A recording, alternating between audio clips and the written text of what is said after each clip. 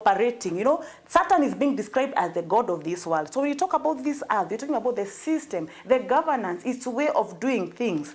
1 John chapter 2, verse 16. The word says, for all that is in the world. What is all that is in the world? Let's see. It is the lust of the flesh. That is number one, the lust of the flesh. And this is what is operating in the world, the lust of the flesh. When somebody sees something and the flesh desires and they run after it, that is, they are following their lust. So that is of the world. All that is in the world, the lust of the flesh, number one. Two, the lust of the eyes. They go together. The eyes, the things that the eyes see and desire. And number three, the pride of life. If you look at the fall of man and the fall of Adam, when Eve was being, when was being tempted by the enemy, she saw the fruit. She saw the fruit was good for food. She saw the fruit was good to make one wise.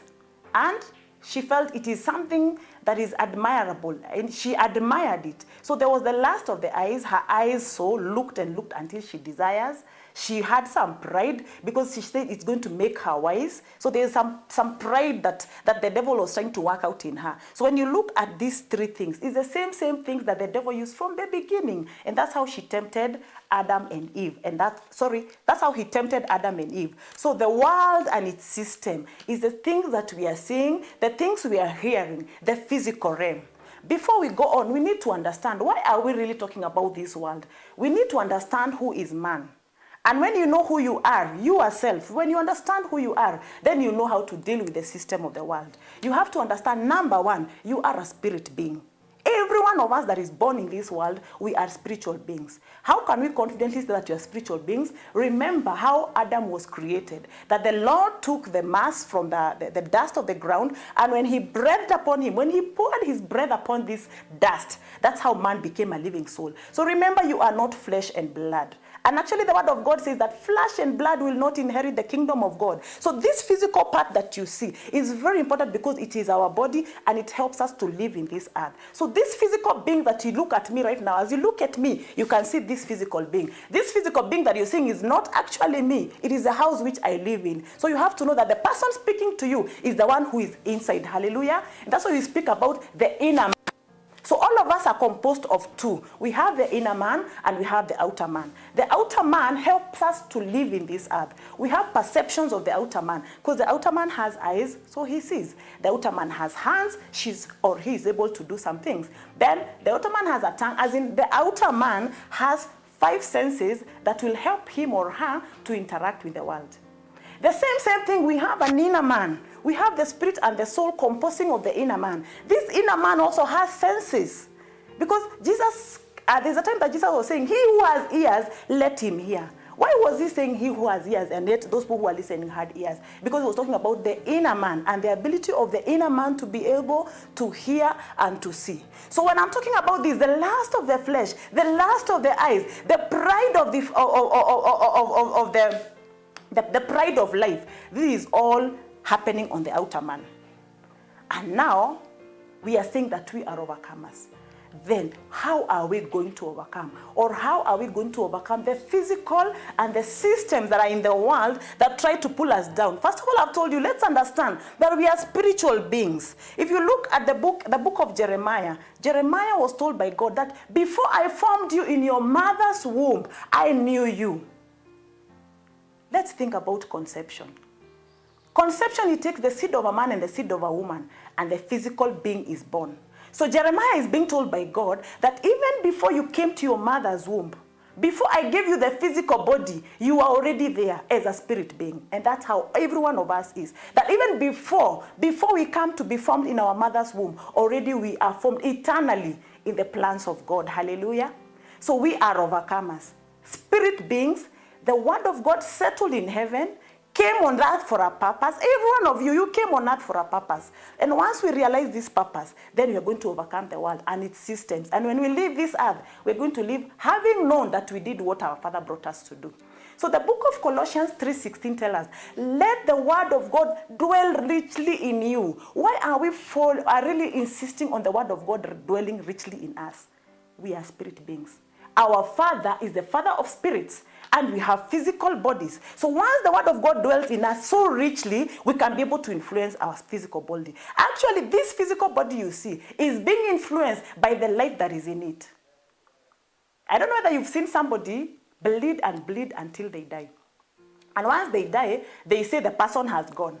All of us are witnesses that we are not really fully physical beings. This physical being that you see. Because we say that person has died. That person has gone. Who has gone?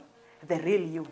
So when you are living in this world, I pray that you will not be influenced by this physical that you see and get so absorbed in eating and drinking and forgetting you came here for a purpose. And there is a father, your father. Just as you have a biological father, just as you have a biological parent, even spiritual being, we are of our Father. And our Father, as long as we are born again, our Father is the Father of spirits. We call him Father of spirit, the creator of heaven and earth. So when we say, let the word of God dwell richly in us, when the word of God dwells richly in us, we become like our Father. We flow spiritually like our Father. We flow like where we became. And that's why we can influence the world. Brethren, if you're born again, you're supposed to influence your world. But if your word of God is not richly in you, then the world influences you. So instead of you overcoming the world, you find that you're being overcome. And that's why, like I mentioned last time, we're having Christians complaining of the systems of the world, complaining of things around them. If you get a complainer is somebody who's not full of the word. Because a complainer doesn't know that you have overcome the world through Christ Jesus. And from today, my dear, you will not be a complainer. Why? Because you're going to realize that the word of God rich in you, then you change circumstances instead of complaining over the circumstance. So since we are talking about overcoming the world, one way we need to overcome the world is first of all us being transformed, being renewed, being changed, that we are going to overcome the world. Colossians chapter 3, we can go to the book of Colossians. Colossians chapter 3, verse 1 and 2 says, if ye then be risen with Christ, seek those things that are above, where Christ sitteth on the right hand of God. Verse 2 is where I want us to put our emphasis today. It is saying, set your affection on things above. My beloved viewer, I don't know where your affection has been. You can look back at your life and see, where has your affection been? The day-to-day activities, affection, that which moves you, that which drives you. What is the affection? Is the affection on the things below? We have been told the things below, the pride of life, the pride of the eyes, the things that you see and you desire. Is that what really moves us? The word of God is telling us, set your mind, set your affections on things that are above. Which are these things of above? We can get more understanding of these things from the book of Romans chapter 8 verse 5. The book of Romans chapter 8 verse 5, it says, for they that are after the flesh do mind the things of the flesh. That are after the flesh do mind the things of the flesh. But they that are after the Spirit, they mind the things of the Spirit. For to be carnally minded is death, but to be spiritually minded is life and peace. My dear, all of us have a mindset. There's a mindset that drives you. Every one of us have a mindset that drives us. When we wake up, what is a mindset that drives you? Is it the mindset of the flesh? The mindset of I am here to get as much as I can. I am here to acquire as much as I can. Or is it a mindset that I'm here on purpose? That I'm being brought by God here on earth to do a purpose. So even if I am eating, I know I'm eating to get strength that I can serve the Lord. If I am working at my office, I know I am working, yes, physically. But the overall mindset is the things of the mind. Spiritual kingdom. Actually, the book of Matthew 6:33 says, seek ye first the kingdom of God and his righteousness, the rest shall be added unto us. The word of God is already settled in heaven. And he says clearly, seek ye first. So my dear viewer, what is your first that you're seeking? If you seek the first things first, the second shall follow. But if you seek the second things first, then you miss it all. Because the first thing first is the kingdom of God and his righteousness. When you wake up in the morning and you're going to work, the first thing is, what does God want me to do? So instead of being in a hurry and jumping and thinking of how activities will be, first talk to our God and say, God, I'm thankful for this day. I thank you that you've given me this life. tell me by your Spirit, teach me, show me, what is it today that I can do to accomplish my day well, to accomplish that which I purpose to do. Let it be your will and not my will. And that way already you're seeking the kingdom of God. So we are being told, set your minds on things that are above, to be spiritually minded. Be spiritually minded is life and peace. To be spiritually minded is life and peace. So if you are going through circumstances and you feel there is no peace, you're being troubled, check your mindset. Are we spiritually minded or are we carnally minded? Because the word of God says to be carnally minded is dead. To be carnally minded is dead. And remember, we're talking about being overcomers. First of all, it is our mindset that gives us that direction of where are we headed to. Actually, the Bible says, as a man thinketh, so is he. So your mindset is really showing who you are. You don't have to tell us, but there is somebody can say something, but they don't mean it. Those are double-minded person. And the word of God says that a double-minded person is unstable in his ways, and he can never get anything from the Lord. That's also one thing that we need to be keen on. Are we people who speak what is in our heart? Or do we speak to influence people? Or do we speak to make people feel so nice about us, but yet we don't mean what we speak? If we do that, then we are wrong, because that is being double-minded person. And the word of God says, let this person not think that he'll get anything from the Lord. Then, when you find somebody praying and they're not getting the answers prayed, maybe they are double-minded. So if we are one-minded, the things that we speak in our heart, in our mind, it is the same thing that we speak out, then we're going to be overcomers. Because what are we going to speak? We speak life. We speak life. How do we speak life? We speak the promises of God. If you wake up and your body is feeling unwell, you keep quiet and ask, what is happening to this body? Something has attacked the body. But then when your spirit man is strong, you wake up and rise and you pray against that which has affected your body. So instead of confessing that, oh, this sickness is going to kill me. Remember, words have power. Words have life. See, the words I speak to you, they are spirit. The words that I speak to you, they are life. So when you speak words, they are spirit. But do they have life in them? Jesus Christ's words had life in them. But what about the words that we speak? They can either be having a life or they can be dead. So when you speak about, oh, this sickness is going to kill me. This is a spirit that you set in the atmosphere. And actually you realize that, yes, that sickness becomes worse. Why? You are a spiritual being. You are created in the image of God. And God released words. And his words are power. His words are spirit. Only that his words are life. But your words, what are your words? Are your words life? Are your words spirit? Are your words life or are your words life? So when we are renewed in the mindset, when we are renewed, being transformed, actually you're saying, be ye transformed by the renewal of your minds. Actually, when our minds are renewed, then even us, our way of life is being transformed. So Ephesians 4 verse 23 says, we can get there. Ephesians 4:23 says, be renewed in the spirit of your mind. Be renewed in the spirit of your mind. That tells you our mind has a spirit. There's a spirit that influences our mind. And this will help us even interacting with people. At times we interact with people and they say mean things against you. It's because of the spirit that is operating in their lives. They speak their mind depending on the spirit that is controlling them. So let's not really be so keen on putting into our hearts the things that some people say unto us. Some people will say very nasty things. Why are they saying nasty things? It's a spirit that is influencing them. And they will never like, even when you're doing something good, they will not like it. They will say negative things and criticize you. That is the spirit of the world trying to put you down. So let's know that the mind has a spirit, and that spirit can influence the person the way he behaves. So we are being told in 1 Peter chapter 1, verse 13 and 14, prepare your mind for action. Prepare your mind for action. Actually, before you take an action, it all starts with a thought. And what influences our thought? What influences our thought is what we have been feeding on. Either what we've been hearing, either what we've been seeing, and the circumstances around us influence us. So the word of God says, watch what you hear. Watch how you hear, because the more you hear of a certain thing, if you keep hearing negative, over time you develop that mindset and you think negatively. But if you keep hearing the word of God, the promises of God, you start thinking like God and you start becoming like what God says. The word of God says that we have the mind of Christ. Romans chapter 12 verse 2 says, and be not conformed to this world, But ye be transformed. Be ye transformed. Transformation. There's a change that takes place. Think of that butterfly that was once a worm, becomes a caterpillar. There's a transformation. There is a change. And when at the end of its transformation is a beautiful butterfly. So the word of God is telling us, but be ye transformed. How are we going to be transformed?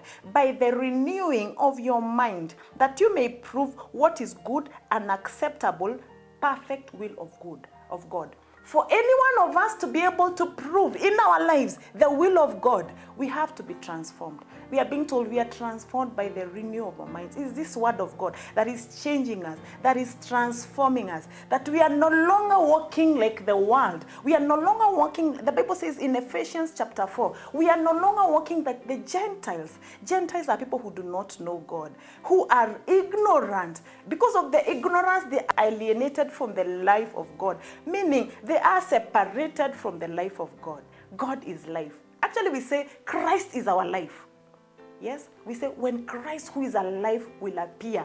When Christ who is our life will appear. So Christ is our life. So when we know that Christ is our life, we are not describing of this physical body. And actually, this physical body is being also renewed by the word of God in us. And you know, there's one day that we shall change these bodies, and these bodies one day, they're going to be the bodies that don't die, because there will be a change. He said, when Christ, who is our life, shall appear, we shall also be changed like him. Christ has a body. Wherever he's in heaven, he has a body, and his body will never die. Why? He has been changed. He has been transformed, and he has that now renewed body. And you and I, my brother, my sister, when you stick to the word of God, when you stick and fight a good fight, we shall be one day be given new bodies. Our bodies will no longer die. They will no longer rot. Hallelujah. So for now, we have these bodies that are limited, but as long as we are still here on earth, we are here for a purpose. So let's not complain of our limitation of our body, but let's get deeper with what God has put unto us. There are people who are called blind minds, or people who are blinded. 2 Corinthians chapter 4. 2 Corinthians chapter 4. Verse 3 to 6 is saying, but if our gospel be hid, it is hid to them that are lost. It is possible that you can listen and don't get a thing. Why? There is something that is hidden. If this gospel is hidden, I pray that by the power of the Holy Spirit, the light of God will come upon you. And you'll no longer see somebody who is just here wanting to give a good service or wanting to give a good talk. But you hear somebody who is by the Spirit of God pursuing and persuading you that you need to give your life unto Christ. So if the gospel be hid, if this gospel is hidden, it is hidden to them that are lost. And to somebody who is lost, he will not know that he is lost. Why are they lost? In whom the God of this world has blinded the minds of them which believe not. Actually, the word of saying, those people that do not believe, it is because they are blinded. They have not seen the light. Remember, I've told you that we have the physical body and we have the spiritual body. So the physical body can be able to see. And you see somebody walking around looking smart, they are seeing. But their physical body, their spiritual body, they are blind. They cannot be able to see. So the word is saying that they are blinded. They cannot see. The God of this world has blinded them. Why has he blinded them? Lest the light of the glorious gospel of Christ. Lest the light of the glorious. Remember, the word of God is saying the gospel is so glorious. The gospel is beautiful. The gospel is something that actually the people of the old, the prophets, they were looking towards the time we are living in. They were looking towards the time that people will be living. The Messiah is born. The Spirit of God will be operating upon them. They were really looking. So it is glorious. The word of God is saying glorious. But how come somebody can ignore something that is glorious? The only reason that one can ignore something glorious is because they don't know. They don't understand. So the word of God is saying they are blinded. Blind man's ignorance. The word is saying who through ignorance, they are alienated from the life of God. Yes? So, we preach not ourselves, but Christ Jesus the Lord. When we are preaching, we're not really preaching ourselves. We're not preaching for the sake of preaching. It's because this light has shone into our hearts, and we have known. We know there's another life out there, and not only that other life, we know even when we're here on this earth, we are supposed to influence the physical that we live in through spiritually. So please, my dear brother, I am praying that don't think that what you know physically, your knowledge, your PhD, your masters, your all degrees that you have, please don't take it that that's the end of life. There is something you do not know. Actually, the word of God says that my people perish because they do not know. Lack of knowledge, people will perish. So you'll have your earthly degree, which is good. You're going to have your earthly PhD, which is good. And it's nice for this earth, but you need something deeper. You need an opening of the inner eyes. You need an opening of your inner man. That inner man, the enemy has closed that inner man so that the system of the world can always be against you. And every time you'll find things come and one is overwhelmed. That is not your portion. Right now, I pray that the eyes of your understanding will be opened, that you see the glorious light of the Lord. Psalms 27, you look at it, look at the life of David. David was a king, he had it all. He had wealth, he had all that he wanted. He was a king. But look at his desire. Psalms 27. Psalms 27 verse 4. This king, I can't imagine being a king. In my situation that I'm in, being a king is like maybe being the president of not just of any country, of a blessed country. You have it all. As in, you want this, you get it. You want anything physical, David had it. But look at his desire. Psalms 27 verse 4, he's saying, one thing that I've desired, one thing, I don't know that one thing that you're desiring, my dear brother, my dear sister, one thing that I've desired, and that I will seek after. He not only desired, he said, this is the thing that I desire, and I will not only just live at desire, I have to seek after. He said, I will seek after this one thing. My dear listener, my dear viewer, what is this one thing that you're seeking after? You know, your mindset, that thing that is pushing you when you wake up, that thought that really fills and it overwhelms you, that could be the one thing. But is it what God desires of you? David, the king, had it all. But look at what he desires. That I will dwell in the house of the Lord. Imagine he had it all, but his one desire was to dwell in the house of the Lord. I don't know what is your one desire. And look at what he's saying. Beholding the beauty of the Lord. My dear, how many of you go to church and you don't see any beauty of the Lord? Gathering in a church, the whole day is like, hey, Naleo choir, the way they sang. Today it was like this. And yet, when you are going to the Lord, when you're going to church or you're going to a gathering of people, we are not just gathering to see people. David himself is saying, I behold the beauty of the Lord.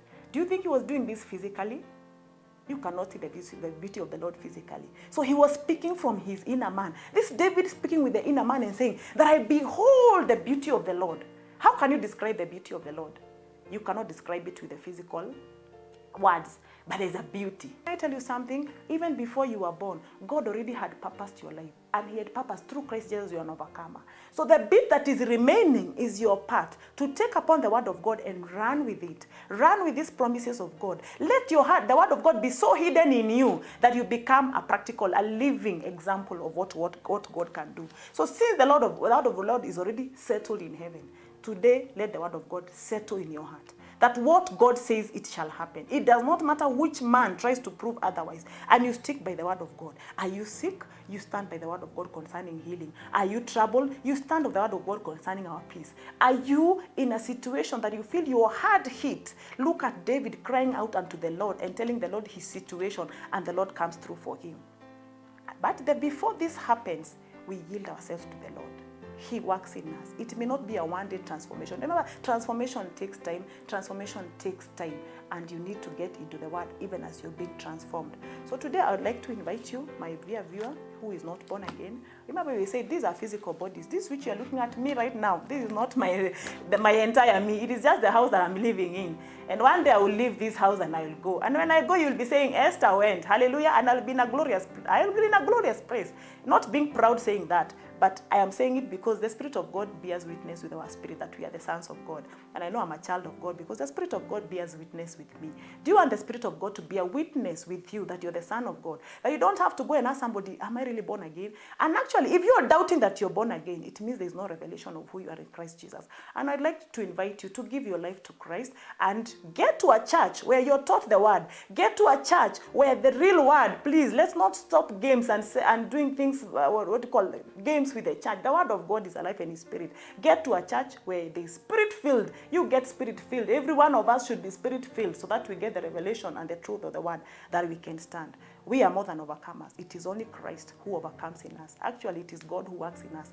Christ in us, the hope of glory. Without Christ, we are lost. No matter how good we look, no matter how good we look like we are lost without Christ. So I'm inviting you, please. You can say this prayer after me if you made up your mind that you need to give your life unto God, and you can actually call the numbers that are below your screen. You can text, you can call, and we can also get in touch with you. So pray this after me. Dear Lord, in the name of Jesus Christ, I come to you. I ask you to forgive my sin. Wash me with the blood of Jesus Christ. Today, I accept you to be my Lord and Savior. Lead me unto thy truth. Fill me with your spirit. In Jesus' name I pray and believe. Amen. Meru.